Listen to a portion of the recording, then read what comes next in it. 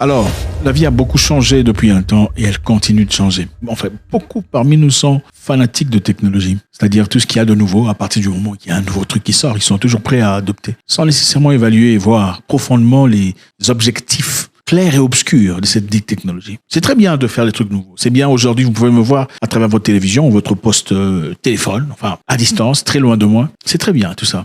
Mais aussi, évidemment, c'est une vraie technologie. Mais il faut comprendre les intentions par lesquelles elles ont été créées précédemment. Elles n'ont pas nécessairement les intentions pour lesquelles on crée aujourd'hui cette nouvelle technologie. On parle de CBDC. CBDC, c'est le Central Bank Digital Currency, c'est-à-dire de la monnaie digitale. Nous sommes peu à peu en train de bouger vers cette direction. On va essayer de voir un tout petit peu qu'est-ce qui se passe. Aux États-Unis récemment, il y a quelques jours, on vient de voter une loi, en tout cas dans le calme. On n'a pas fait du bruit. Il n'y a pas eu du bruit pendant que les gens sont inquiétés par Ronaldo avec son histoire d'expulsion, d'autres inquiétés par l'histoire de l'Ukraine, tout le bazar. Aux États-Unis, on vient de voter, pas de voter, mais nécessairement d'activer un nouveau système de CBDC. C'est-à-dire, on est en train de bouger collectivement vers l'adoption d'une monnaie digitale. On va essayer de voir un tout petit peu c'est quoi le CBDC. Pour ceux qui sont informés, tout le monde est en train de parler de la CBDC. Certaines personnes disent que c'est une très bonne idée, c'est merveilleux.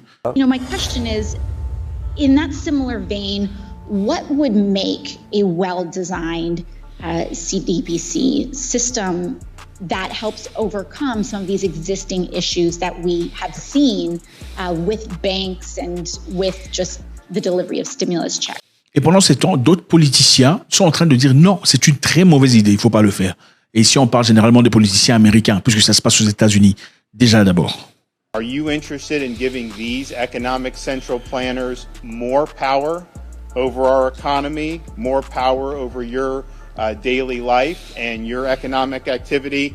And I answer that question, HE double hockey sticks, no. Alors, c'est quoi la CBDC? Imaginez le Bitcoin. Vous connaissez certainement le Bitcoin. Le Bitcoin est décentralisé. C'est une monnaie digitale, évidemment, qui permet à faire des transactions non répertoriées. Et c'est une monnaie décentralisée. C'est-à-dire, ça n'appartient à personne. Personne ne sera là pour contrôler le Bitcoin. Ton argent, c'est ton argent. Son argent, c'est son argent. Si tu veux envoyer $50 à Lucas ou $100 000 à Lucas, il n'y a pas besoin de réduction de frais de transfert, frais de compte et tout le bazar. C'est-à-dire, tu envoies $50 aujourd'hui, immédiatement, il reçoit $50. Il n'y a donc pas de middleman, pas d'intermédiaire pour examiner et autoriser votre transaction. Alors, la CBDC, contrairement au Bitcoin, c'est une monnaie digitale, évidemment, qu'ils ont essayé de créer dans l'objectif de contrer le Bitcoin et tout ce qu'il y a de similaire. C'est-à-dire, on vous crée une monnaie digitale, mais qui est centralisée par les grandes banques et qui sont contrôlées par les gouvernements. On vous donne l'impression que vous avez quelque chose de très similaire au Bitcoin, ou Ethereum, ou tout le reste, mais en réalité, c'est une monnaie digitale qui est contrôlée par les banques et par les gouvernements. Donc, la CBDC n'est pas décentralisée, mais elle est centralisée et contrôlée. Alors, qui est pour la CBDC et qui est contre la CBDC? D'après un rapport de 2020, on disait que seulement 35 pays étaient prêts à adopter la CBDC. Certainement, je sais que vous vous dites, écoute, en Afrique, ça viendra quand? Personne n'est intéressé à faire ça. Mais en 2020, il y avait seulement 35 pays prêts à considérer la CBDC comme remplacement de la monnaie actuelle. Aujourd'hui, plus de 114 pays ont accepté la CBDC dans le monde. Donc, c'est-à-dire c'est près de 95% du PIB global ont déjà accepté la CBDC. Ouais, pendant que nous sommes là à insulter qui a dit quoi sur Internet, qui a fait quoi sur Facebook. 140 pays dans le monde ont accepté la CBDC, c'est-à-dire en remplacement de votre monnaie actuelle, qui fait plus de 95% du PIB global. Et actuellement, 60 pays sont dans un stage avancé du développement de la CBDC. 60 pays. Alors que depuis 2 ans déjà, plus de 11 pays ont déjà lancé leur CBDC qui est actif, qui ne fait pas nécessairement de bruit. Mais la CBDC, dans 11 pays, est déjà actif, déjà activée. Et on parle ici du Nigeria, du Bahamas, de l'Anguille, de la République dominicaine, de Grenade. Je sais que certainement vous pensez que ce serait les États-Unis seulement et la France. Absolument pas. Saint-Lucie, Saint-Vincent, Saint-Kitts-Nevis, le Jamaïque et beaucoup d'autres pays. Et les pays du G7 s'est déjà lancé dans un développement approfondi de la CBDC actuellement. Et le système qu'on va appliquer pour la CBDC, c'est quel système? C'est le système de la Chine, qui sera implémenté à la fin de l'an 2023. Et par-dessus le marché, 18 des 20 pays du G20 sont déjà dans un stade avancé de la CBDC. 18 pays déjà. Et presque chaque pays du G20 a déjà investi beaucoup de temps et de ressources dans ce projet de CBDC. Alors, qu'est-ce que vous en pensez? Vous pensez que c'est une bonne idée ou pas? Ce qui est apparemment de positif par rapport à la CBDC, c'est ceci. L'efficacité des paiements en direct. Ça servira à complimenter les formes actuelles de monnaie et de systèmes financiers. Ça pourra améliorer les transferts internationaux, d'après eux, et ça servira de réduire le coût des transactions internationales. Évidemment, il faut qu'on vous donne des raisons pour lesquelles il faut bouger vers la CBDC. Ils disent que ça sera avantageux aux familles qui ne gagnent pas beaucoup d'argent. Alors, les négativités sont quoi? Les défauts. On dit que ça pourrait créer une grande instabilité.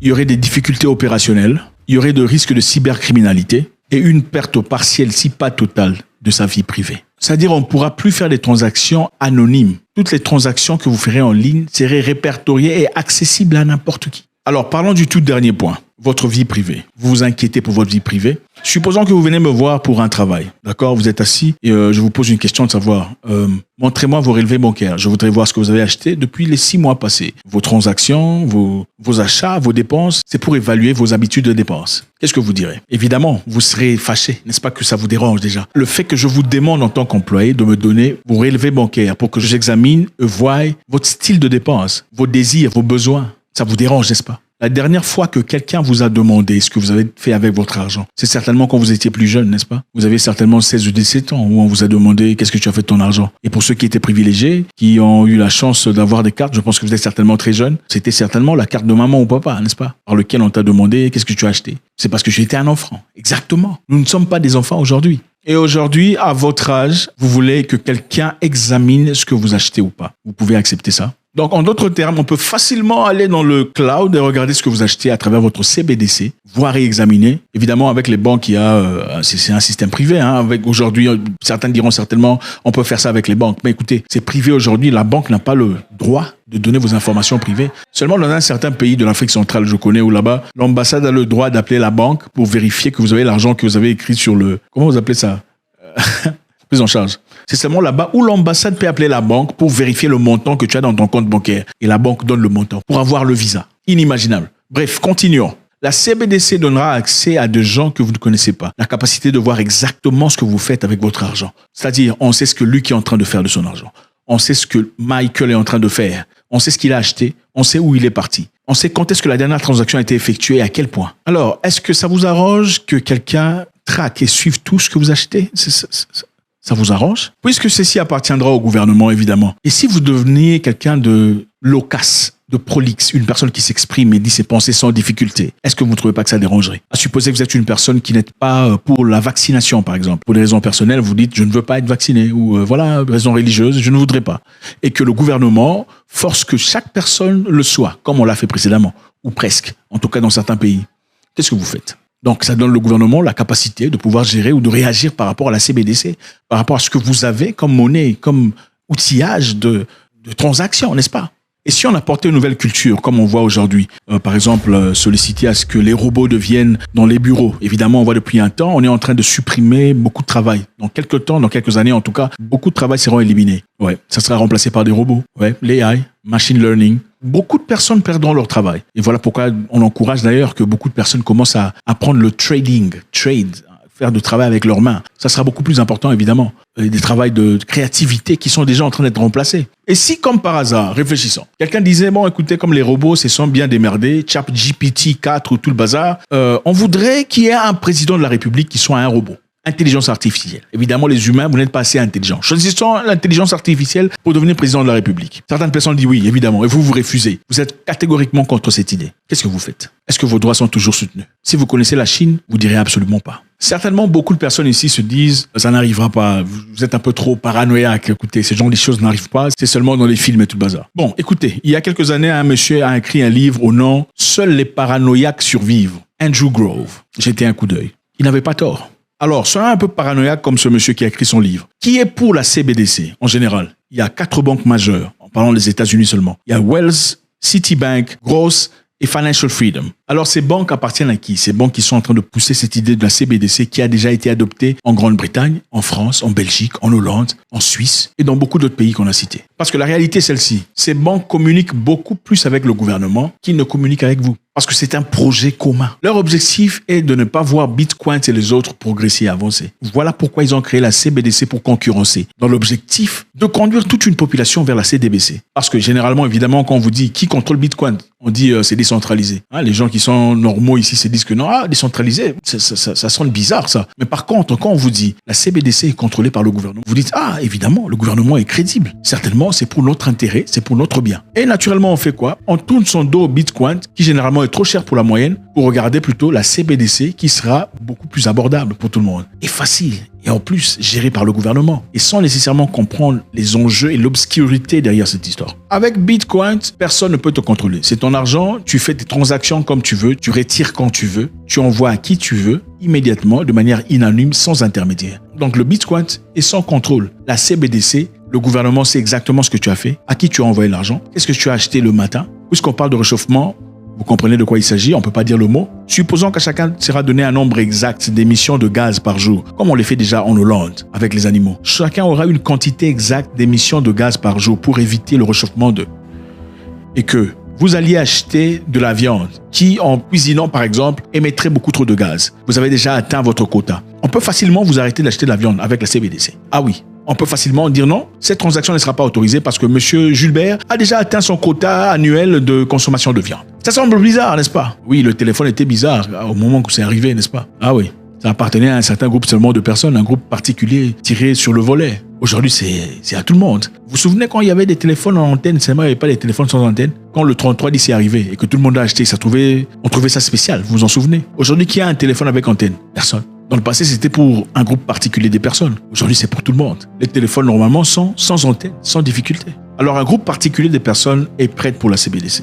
Ils veulent que tout le monde accepte ce programme dont on ne connaît pas la solution finale. Pendant ce temps, il y a des grands entrepreneurs, des hommes forts, des libres penseurs qui sont totalement contre la CBDC. Parmi ces gens, évidemment, des gens qui veulent vivre leur vie avec leur famille, faire ce qu'ils veulent faire, partir en vacances, acheter ce qu'ils ont envie de faire, sans nécessairement être contrôlés par qui que ce soit. C'est ces personnes-là qui ne veulent pas de la CBDC. Alors, encore une fois, pendant que tout le monde est distrait à faire autre chose, pendant que notre concentration est braquée sur autre chose, ce programme de CBDC est en train d'être implémenté petit à petit et ça avance très vite. La CBDC est simplement pour le contrôle, pour contrôler le peuple, contrôler la nation, contrôler les achats, comprendre votre train de vie. Le Bitcoin est pour la liberté, pour les libres penseurs, pour ceux qui veulent avancer et progresser de leur propre gré. Avec ce qui se passe en Ukraine depuis un temps, on veut accélérer cette procédure. Pourquoi? Parce qu'évidemment, vous savez, le programme qui a été effectué par l'Europe de pouvoir détruire complètement la monnaie que vous connaissez n'a pas réussi. Et maintenant, le monde entier fait face à une dédollarisation générale. Et pour ça, il faut trouver un moyen alternatif pour pas que les plus riches sombrent dans la pauvreté avec l'argent qu'ils ont. Et un moyen alternatif, évidemment, c'est la CBDC. Cela permettra de garder son argent, en tout cas pour ceux-là, et aussi d'apporter un contrôle majeur sur l'entièreté de la population qui l'acceptera. Et beaucoup de gens certainement diront qu'après tout, la banque est au courant. Ce que j'achète ou ce que je n'achète pas, mes transactions, c'est entre moi et la banque, pas le gouvernement. D'autres personnes te diront que la CBDC te permettra de faire des transactions sans nécessairement avoir des réductions, c'est-à-dire des frais intermédiaires de 3%. Écoutez, moi, ça ne me dérange pas de payer 3% pour faire mes transactions internationales ou nationales. Pour faire un achat simplement d'un outillage, d'une chemise ou d'une cravate. Ça ne me dérange absolument pas. Généralement, pour te prendre ta liberté, on t'offre quelque chose en cadeau. Non, ça te réduira à 3%. Mais en attendant, qu'est-ce que tu perds? Tu perds l'anonymat, la capacité de vivre sans nécessairement qu'on sache exactement ce que tu fais. Petit à petit, ça ne se limite pas là. Ça continue et ça grandit. On te prend une chose, ensuite on te prendra une deuxième, ensuite une troisième, comme d'habitude. La blockchain est basée sur le freedom, la liberté d'agir, d'acheter, de faire ses transactions, de reculer ou d'avancer. La CBDC est basée sur le contrôle. On veut savoir ce que tu fais, comment tu vis. En Chine, pour acheter un couteau, tu dois être répertorié. On doit savoir qui a acheté le couteau. Pour qui, pourquoi. En Chine, pour faire un voyage, quitter une ville pour une autre, il faut avoir des points appropriés attribués par le gouvernement. Si tu n'as pas les points appropriés attribués par le gouvernement, ou tu n'en as pas assez, tu es sur la ligne rouge, tu n'auras même pas le droit de quitter une ville pour aller dans une autre. Et tout ça est contrôlé, centralisé. En Chine, si on n'aime pas ce que tu fais, on peut t'empêcher de faire des achats avec la monnaie imaginaire ou digitale que vous avez. C'est ça le genre de monde que vous voulez? C'est ça l'évolution, le progrès, l'avancement, la technologie que l'on acclame? Quelqu'un disait, science sans conscience n'est que ruine de l'âme. Avait-il raison? Maintenant, dites-moi, vous êtes pour la CBDC ou la blockchain? L'ouverture d'esprit, la capacité de faire ce qu'on a envie de faire, ou d'être contrôlé par un groupe, ou d'être contrôlé par un groupe de personnes. God bless.